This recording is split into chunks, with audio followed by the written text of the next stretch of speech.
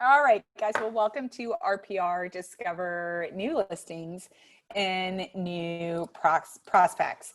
At RPR, we know looking for new clients can be daunting. You want to branch out. It's hard to know where to start. So I just want to share with you how RPR's tools can help you grow your business, optimize your outreach, and ultimately earn you more business. So I'm going to demonstrate to you a couple of tools in RPR. We're going to look at three main things, right? We're going to look at your farming area. We're going to look at how to use some RPR reports to keep in contact with your sphere of influence. And then we're going to take a look at how to use RPR to uncover some unlisted potential. And through all of these, it'll be able to provide you hopefully with a larger market to help discover those new prospects and new listings. So we do want to start with the farm area, and this really is like the largest part of our presentation today because there's a lot that goes into identifying a good farm area. And not only do you want to be able to identify a good area, but you want to be able to save that area so you can use it over and over again when you're looking to generate your information. So, we're going to back it up a little bit and just talk about what a farm area is and a farm area, or what is farming, right? Because farming is just a form of geographical prospecting. It's a proven method of marketing your business. It helps raise awareness of your brand. It's a way to capture leads and earn referrals as well as gain listings.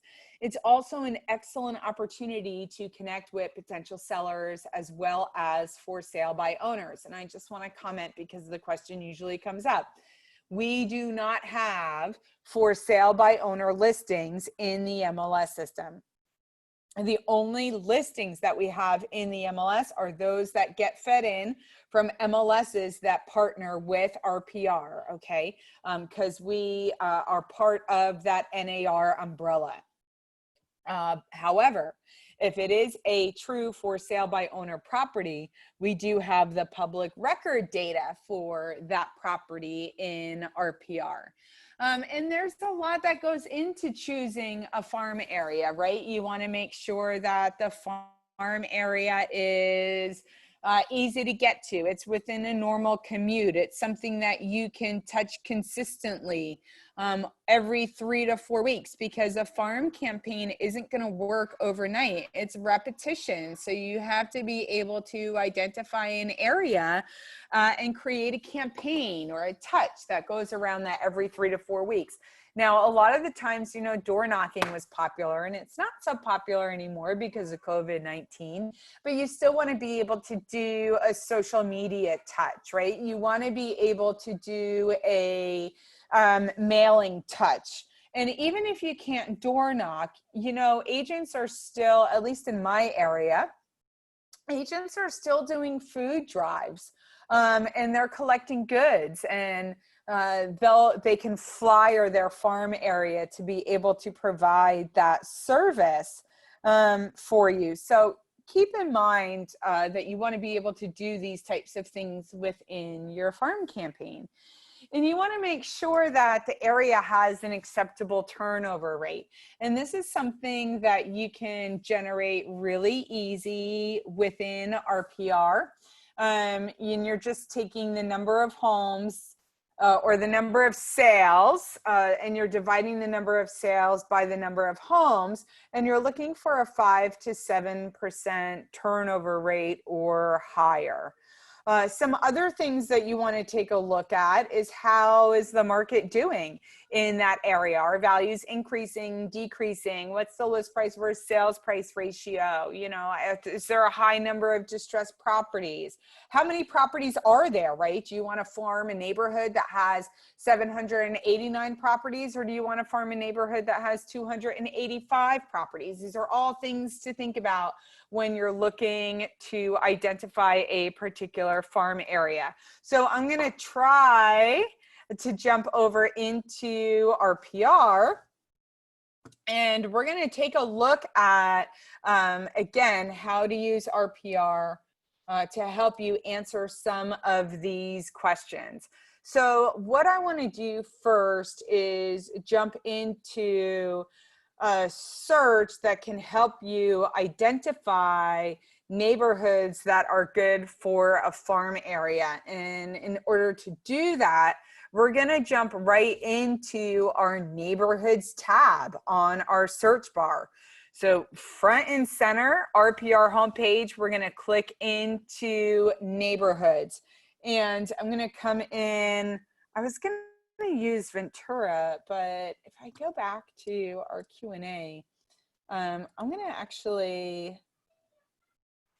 to see what Westlake Village, California has to offer. So I'm going to copy off of you guys here. We're going to come into neighborhoods and I'm going to paste Westlake Village, California into our search bar. Once I have the city name, I'm going to look at the type drop down and I want to share these with you for a minute. When you look at neighborhoods in RPR,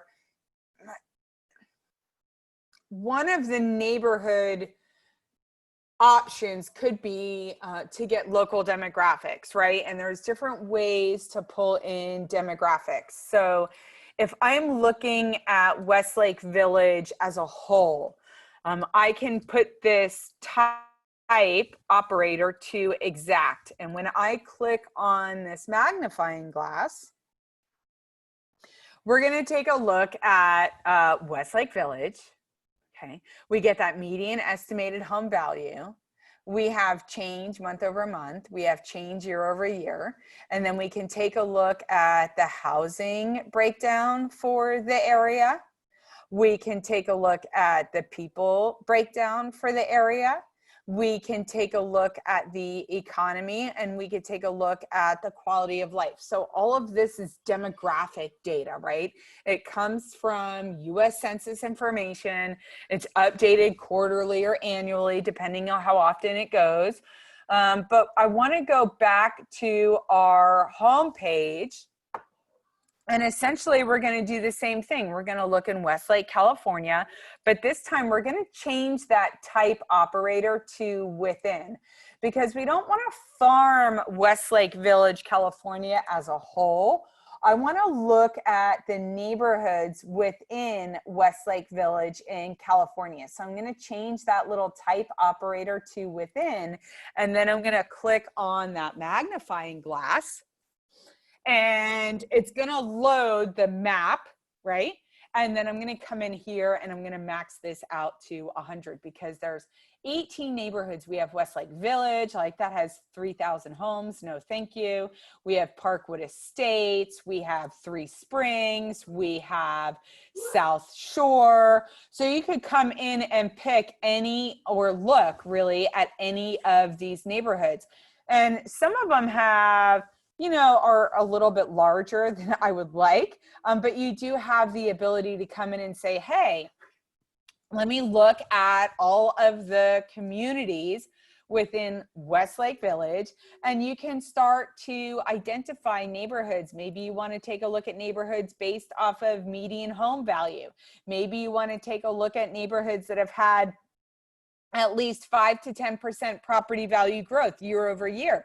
You can use these things to narrow down your neighborhood list, right? Another thing that you have is the map area. So what I'm actually going to do is come in and I'm going to click this link here that says bigger map. I'm going to zoom in a little bit so we can see where all of these neighborhoods are within our map view. And we have the list just below. But one of those things that I talked about when we said, you know, how is the market doing? What if we have all of these subdivisions? Let's take a look at some of the heat maps that surround these subdivisions, right? And those heat maps can be things like estimated home values. So we can see here, okay, which, subdivisions, and they all fall pretty much in the high end of estimated home value. We could see the lighter blue areas like Thousand Oaks right up here. It's a little bit lower in the estimated home value bracket. You can again take a look at that 12-month change in estimated value. So this is really interesting because we can see we have some neighborhoods here that are in these nice, really blue pockets. Like we have a neighborhood here that hasn't had as much property value growth as some of the neighborhoods here in the bluer colors. So you can come in, this neighborhood over here has had property value depreciation over years. It's kind of had minimal property value growth, 2.5% compared to these areas here that are in the blue. So you can target areas based off of property value growth from your heat map as well. Maybe you want to take a look at areas based on concentration of distressed properties. So if you wanted to come in again, target a neighborhood that's in one of the more lower pockets. This one here is a little bit, is close to a high concentration of distressed properties. You're at a median concentration of distressed properties where you can look to the bottom. This kind of opaque color right in here is that low concentration of distressed properties. So looking at these heat maps, you can see where these pockets are, and you can start eyeing these areas that would be good farm areas to market. Average sales price, average list price, this is a good one. Pending sale concentration. You know, all of my heat maps are kind of gearing my vision right in this center right here. This is really looking like a nice little area to farm. It's got a good pending sale concentration, high property value growth. It's got that low concentration of distressed properties. If you want to take a look at that list price versus sales price, I'm in a pocket of blue, so properties here are selling above list price. And then of course, if flood zones are of a concern, you can overlay your flood map as well. So you do have the ability to come in and overlay these heat maps to get an idea of how our property search is doing. Now I can come in and get more details for this neighborhood right here, but just to show you, if I scroll down in that list, that neighborhood is highlighted in yellow as well. So I can come in here and say, well, Water Trails in Westlake, I can see the median home value. I can see the property value growth, current inventory of homes for sale, median days on market, and homes in the neighborhood. So I'm going to come in and I'm going to select Water Trails in Westlake Village, California. And that's going to go ahead again. It's going to pull up the neighborhood so I can see the boundary of the neighborhood. And now I'm going to get all of the demographic data for this neighborhood. If I want to save this information, I can hit that save right there.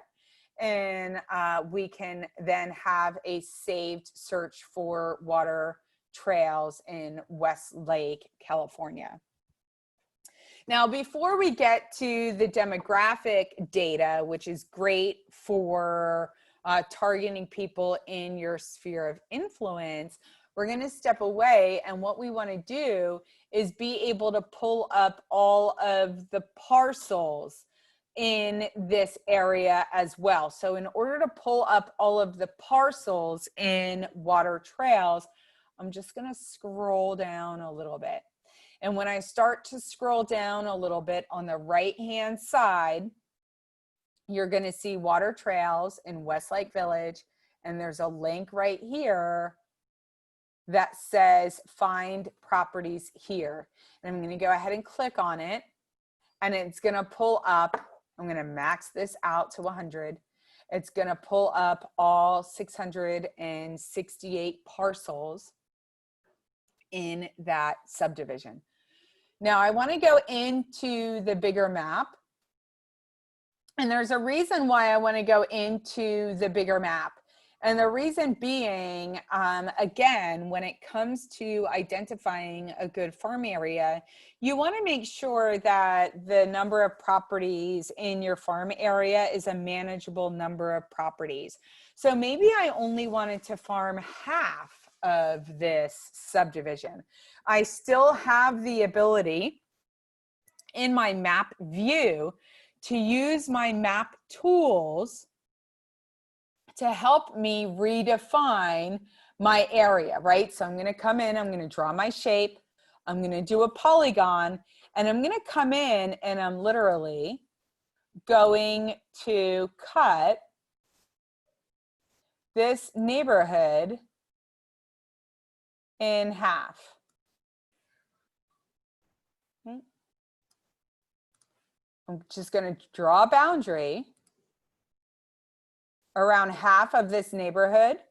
And then I'm going to search just this area for my parcels.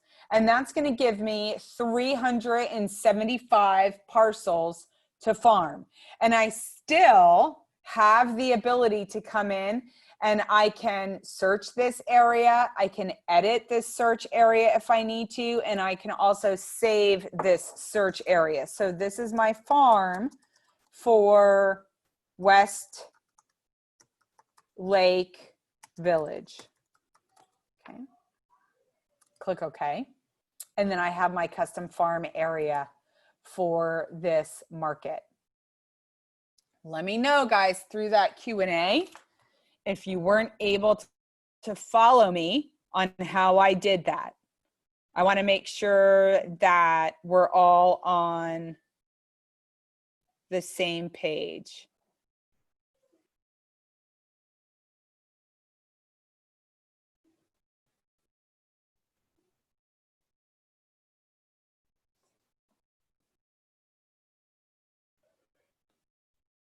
Okay. All right, no questions coming in. So we're going to keep on moving. All right, so from here, what I want to do, and I'm going to try to go back to my PowerPoint to do this, so bear with me. I want to give you a really good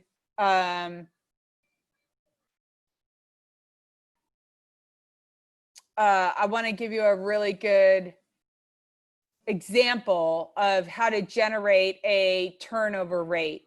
And I'm reading your comment, Gail. Thank you for the heads up that I'm in the first neighborhood track. So we're here. I want to share with you how to identify a turnover rate. And don't worry, Janet, remember you're going to get a copy of this by email.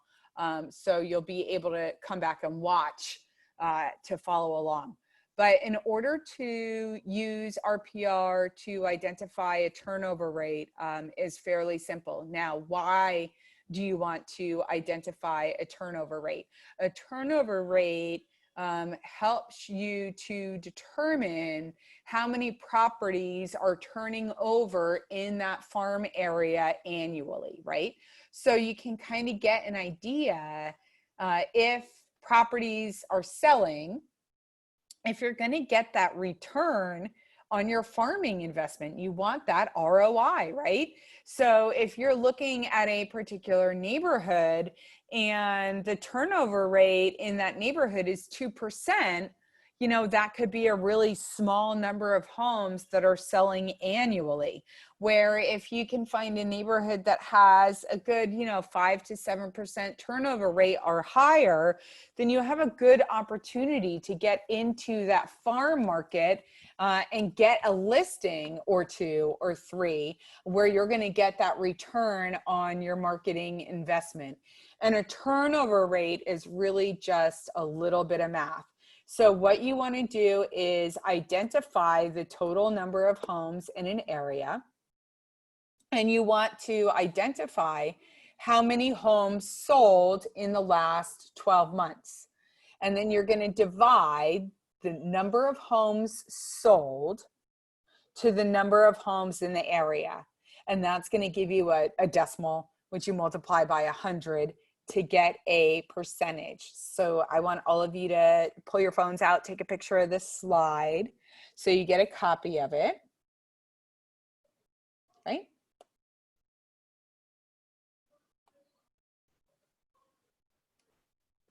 All right, so let's get back to RPR. So what I'm going to do in RPR is shrink this map. You have your bigger map, and then you have your smaller map right here. So I'm going to come in.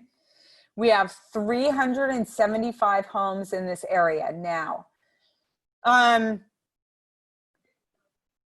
Some things that I normally do when I'm looking at a particular area, I may come down and make sure I'm looking at either the single family homes in that area if you have mixed property types.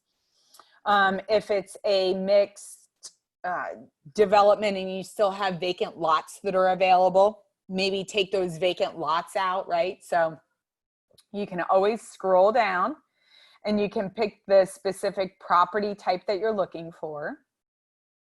Again, if you're in a community that has a mixed match of properties, you know, in Florida, we have what we would call like a master plan community. And that master plan community can have homes that are $1 million homes. It can have homes that are, you know, 4,000 to 6,000. And then it can have townhomes that are, you know, 250,000. So if you wanted to target properties by property type, you can do that. But you can also target properties by value range as well. And being able to target properties by value range could be beneficial, especially if you're in an area where maybe properties have a particular unique feature. And that feature is a driving price. So if you have, if you're looking to farm an area, but you want to target lower end homes from, or you want to target luxury homes as a farm area, you can put that value range in as well. So take a look at some of these filters that are available to you, value range, property style, that kind of helps target the number of properties that you're looking for. And this is exactly what you would do. You get a scratch piece of paper, and I have it here where I have 375 properties that are parcels. And then if I wanted to come in and target and say, okay, of these 375 properties, I want to find out how many properties sold within a particular time frame. Now you do have your time frame drop down right here, so you could do the last day, the last 90, the last year. I don't like to do that. I jump to the date range. And I actually prefer to type my dates in, so I can come in and say, I want to find properties that sold between January 1st, right? Let's do January 1st, 2019 and 12/31 of 2019. And I'm just going to come up and hit that apply button. And it's going to give me 17 homes. If I want to go back maybe to 2018, I'm just going to come back into my dates, and I'm going to look for properties that sold between 2018. This is just going to give me essentially 2 years. It's the same number, surprisingly. This is going to give me 2 years of trends for turnover rate, right? And then if you wanted to, you could come in and say, hey, I want to know how many homes sold, you know, year to date. So I'm going to come in here and do January 1st, 2020, and I'm going to do to August 11th, 2020. And then I could come in and select apply. And halfway through the year, we've already sold 10 properties for 2020, right? So we can maybe project for the next half of the year, we'll sell another 10 properties. I do have the ability to clear this out, and that's going to get me back to the original number of parcels. Keep in mind, if you added any additional features like excluding lots, looking at properties within a particular value range, you want to set those parameters again. And what I'm going to do is come up, I want to minimize my screen. because I want to pull up that calculator, right? Because remember, we were just now doing that math. So we know we have the total number of homes sold, happened to be 17 homes sold, both in 2018 and 2019. So I'm going to take that 17 and I'm going to divide that by the 375 homes in the neighborhood. And then I'm going to multiply that number. Whoops. Let's do that again because I hit the wrong key. 17 homes divided by 375 total equals, and then we multiply that by 100, and that's going to give us a 4.5% turnover rate. Okay, and that reoccurred in 2018 and 2019. We were looking for that nice target spot between 5 to 7%. So we're a little below what would be identified as a good turnover rate, but it's consistent, right? And it's increased because we already have 10 homes that are gone under contract or sold just in 2020 alone. So I could come in and say, hey, this is a really good area that I want to farm. I know I have a low concentration of distressed properties. I have positive property value growth outside of any additional insurance requirements as far as flood zones go. I have a above list price to sales price ratio. So properties are selling above list price. I've been able to manage it to a marketable number of properties that my farming budget can handle. So I'm pretty happy with this track that I have for a potential farm area. So I'm pretty much good to go. So if I wanted to start a campaign, maybe I wanted to do a mailing, right? Now, when you do mailings within RPR, our mailing export is going to match your results list. So you can come in here and sort your list by address, by owner name. If you want alphabetical, however you want to sort your list. Then you can come in and you're going to go right to the top here. So if you look just above your area here, you'll see a link that is for your mailing labels, right? You can click that link for the mailing labels.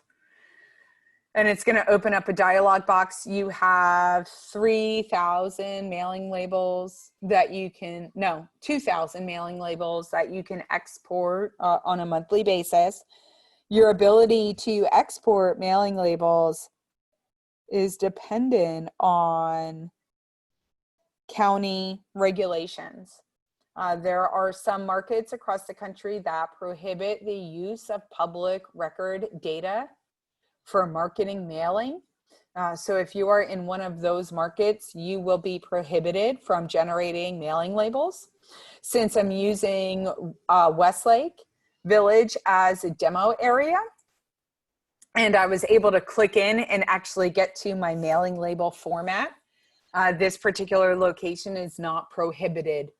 Okay, you would get a warning right off the bat if you were. So you can export mailing labels into a PDF format, which is you have the box of your Office Depot or your Staples mailing labels, and you want them in the 5160, 5161, or the 5162 layout. I prefer the CSV layout. That is your comma separated value layout. It allows you to have a file of the mailing addresses. That way, if you use a third party to create a postcard or a marketing piece, you can just email them the export of addresses. It also gives you the ability to do a mail merge. So if you wanted to mail merge the addresses into a letter or onto an envelope, you have the ability to do that. You can also do a mail merge onto an Avery label. So for me, the CSV file is just more manageable than the .pdf file. You can send these labels to the physical property location or the tax billing address. Keep in mind, changing these little filters and customizations may change the number of properties that are included in your export. So I can say, hey, I want this to go to the tax billing address or to the property address. You can have it go to the owner name or current resident. You can just send it to the current resident. You can do a custom name. So if I wanted to come in and just say, hey, this is Westlake Village, whoops.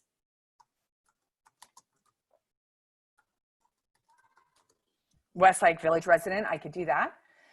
We can send it to all occupants. We could do only the owner occupied properties, or we could do the inverse of that and send it to just the absentee owner properties, right? So we're gonna do it to all.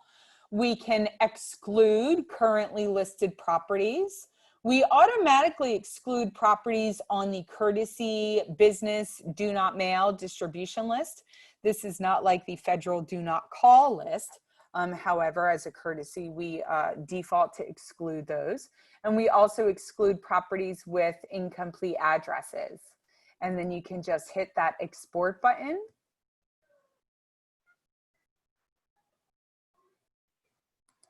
And I'm gonna go ahead and open up my mailing export. It's gonna open up in numbers because that's what I use for my Mac. But there you go. Okay. So that is our mailing labels. And then you can just save them right onto your desktop. And then you can use that as a particular farm area, right? Pretty cool. So I'm going to go back to my homepage. Let me just maximize this. Okay. And then we're going to go back to tip number 2. Okay. If I can change my screen. And tip number 2 is a little bit of your work, right? And it's a little bit of our work. And we just want to share with you some reports that you can share with your sphere of influence. So what you need to do is build that sphere of influence, right? And make sure you have that base. Now, whether you call it your circle, your sphere, your funnel, whatever it may be.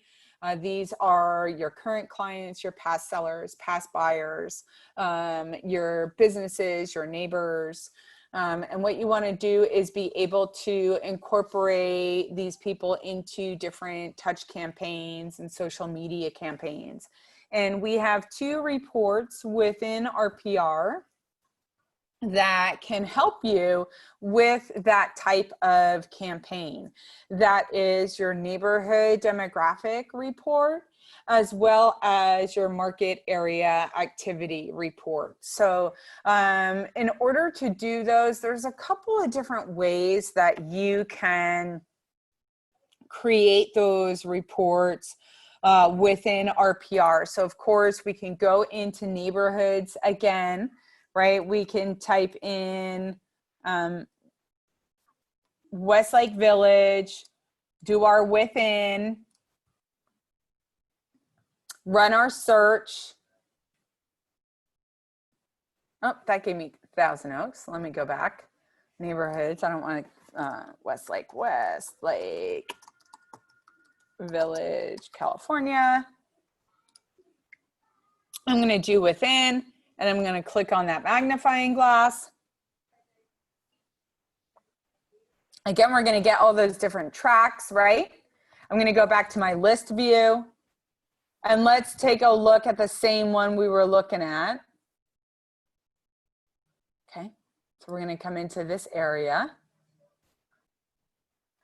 Okay, so we're using that same farm area here. Let's say I have past buyers and sellers. We can take a look at the summary. We can take a look at the housing. We could take a look at the people. Okay, some things that I like about the housing, we can use all of these, or you can use a single component of these. One thing you could do is come in here, and a lot of agents just highlight, copy, They go into Facebook and they paste it right in. They literally copy and paste the demographics from RPR to their Facebook account. So housing facts and charts give you the comparisons from the neighborhood to the area, the county, the state, and how it compares across the country. One of the demographic fields that I love on here is the percentage of rent versus own and how that compares to the local market. You get people, population, growth, density, male to female ratio, household breakdown. Taking just a minute to load.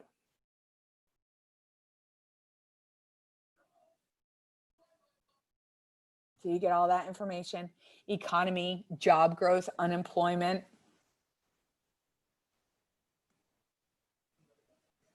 Okay. And then you also have, and it's moving really slow, guys, and I don't know why it's moving really slow. Here we go. Our unemployment. And then we have our quality of life, rain, sun, snow, commute time. Now, I don't know how you guys are out in California, but you know, in Florida, there's like 1% of our Floridian population that's actually from Florida, right? The other 99% are from somewhere else across the country.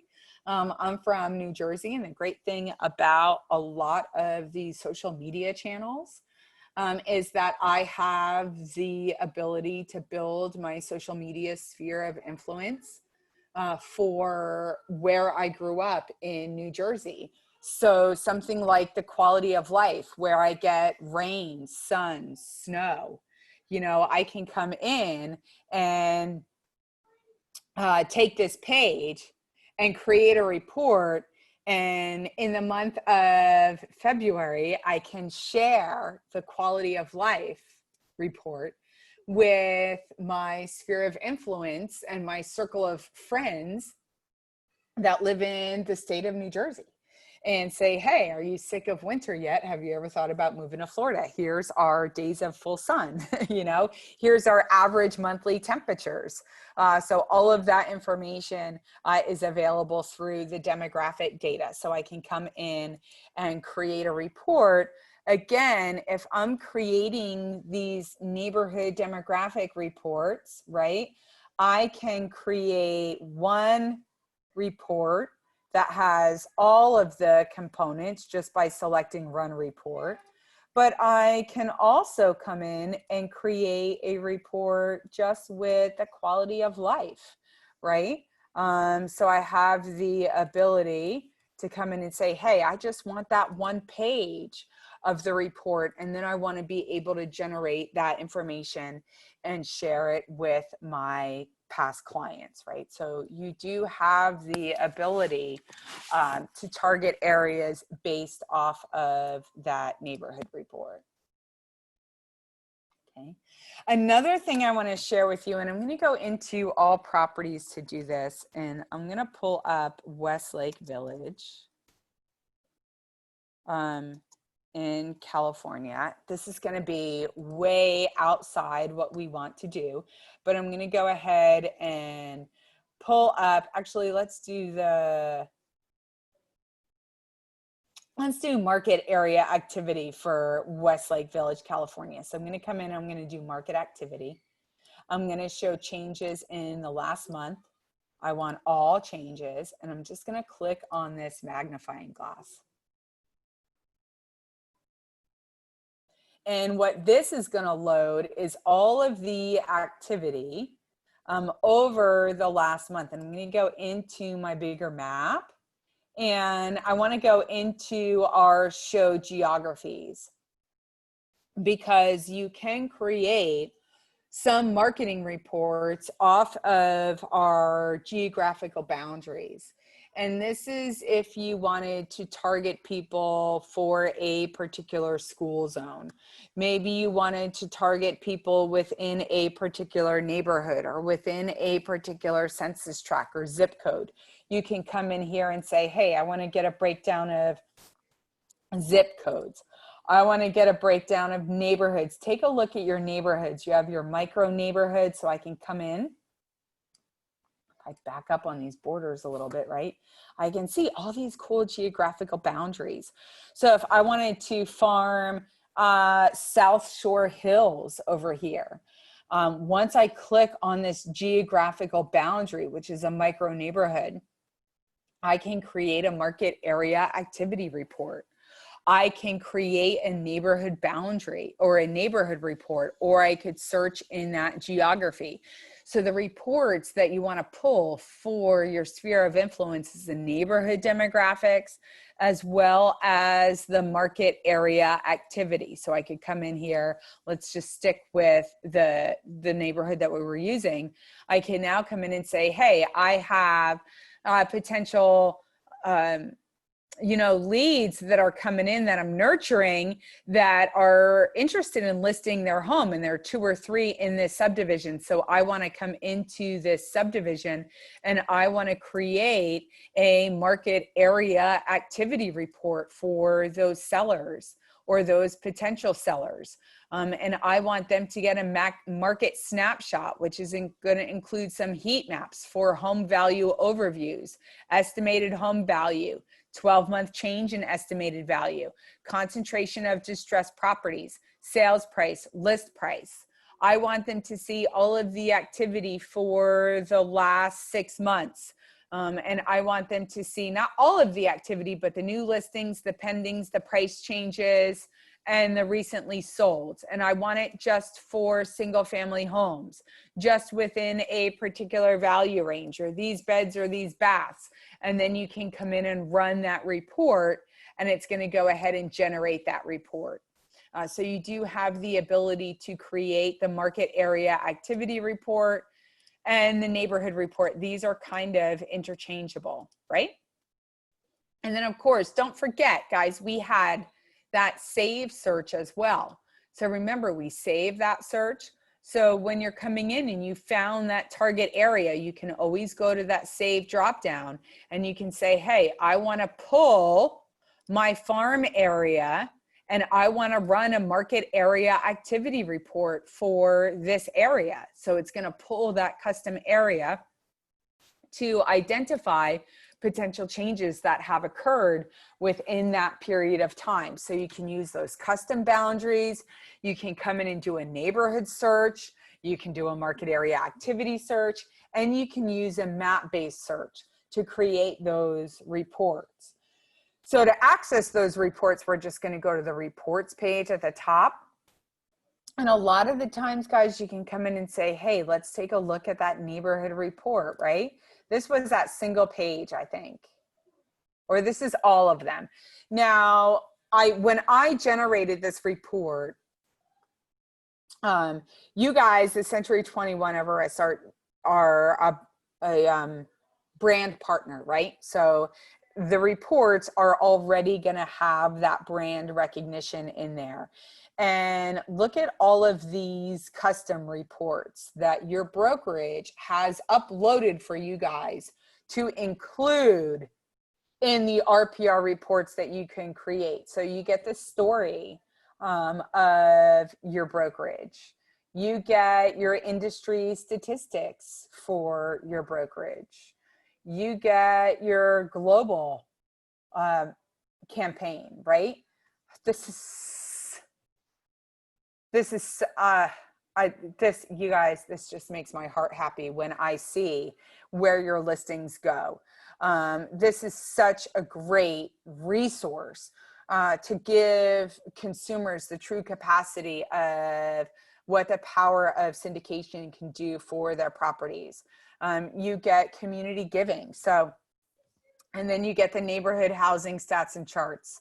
And then you get the population density. So you can create a report that has so much cool information to send to your sphere of influence, right?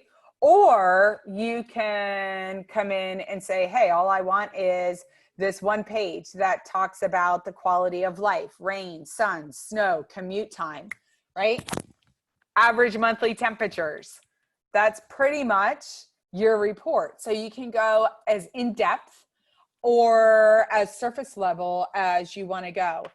You do have the ability to click on this little circle So you can download the report if you just wanted to save it onto your own desktop. So you can email it out to the circles that you are pointing to this particular neighborhood or market area for market activity. Again, you get all of those custom reports. By the way, you don't have to include all of these custom reports. You can pick and choose which ones you want to include, but you're going to get those really nice heat maps. Okay, and then you're going to get that statistical information based off of that market area activity. So you have this as well. So you can download them if you wanted to email them off to your campaigns, but then you can also come in and just share these right onto Facebook. So if you're friends with the community through Facebook, if you're through your mobile device, you can actually share it with next door. So we do have a lot of avenues where you can share these reports and you can get them out there to your sphere of influence. So that is an option for you as far as working with your sphere of influence. Another quick way that you can use RPR to discover unlisted potential is by using our off-market distressed property search. And this really depends on where you're located. You know, for a lot of the country, I'm seeing our distressed property numbers really go down quite a bit. But you may still have a pool of unlisted potential in your area.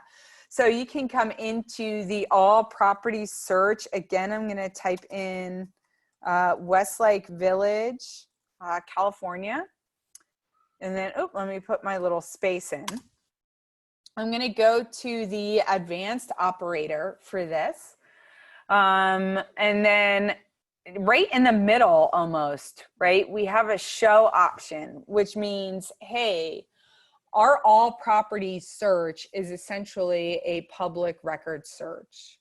And within that public record search, we include properties that are currently listed for lease, that are currently pended, and that are currently for sale. So if I said, well, I don't want to see those, I can just uncheck these boxes. So properties with that layer of information are removed from my property matches. So we're essentially left with unlisted properties, right, that are either non-distressed or in financial distress, which means there is a pre-foreclosure, foreclosure, lien, it's subject to auction. So if I uncheck this non-distressed, I'm going to get those distressed properties within that market area. Now you can filter to a price range, you can filter to a property style, but just by clicking on that magnifying glass, I'm going to get probably a low 11 properties, right? So I'm going to come into my bigger map and I'm going to go to my show geographies and I'm going to say, well, hey, if we're looking at this, let's look at the whole Ventura County, right? And let's search in this geography for the total number of distressed properties within the county that aren't listed. Or maybe the city, the county's too large. So you can go back to your geographical boundaries. I mean, there's not many really, 430. So if 430 is too large, you know, you can come back and say, well, hey, do you want to draw a shape? Or do you want to go into your geographies and come in and say, well, let's take a look at the city boundaries. Let's search in Thousand Oaks and let's search in here and let's look at these two cities and search in those two geographies. And just in this market area here, we can run our property search and we get 162 unlisted distressed properties. So let's go ahead and generate the mailing labels for those properties, right? And then you can target those homes that are in financial distress to see if they would entertain listing of a property. So you can use these filters to help narrow down to that specific area if you want to look for distressed properties. So you can use that as a search tool to discover unlisted potential. Right? Okay. God, so we covered a lot today, right? How to work your farm area. We covered the market area activity report and the neighborhood report to help leverage your sphere of influence through social media and campaigning, and then how to uncover unlisted potential. So with that being said, type in any questions that you may have. And I can go ahead and answer them. Otherwise, don't forget you can access RPR by visiting narrpr.com. You can visit our blog at blog.narrpr.com for any additional questions. If you need help, feel free to reach out to our customer support desk. And we also have links at the bottom of every page. But on behalf of myself and your brokerage, I want to thank you guys for joining us for today's presentation. I'm going to go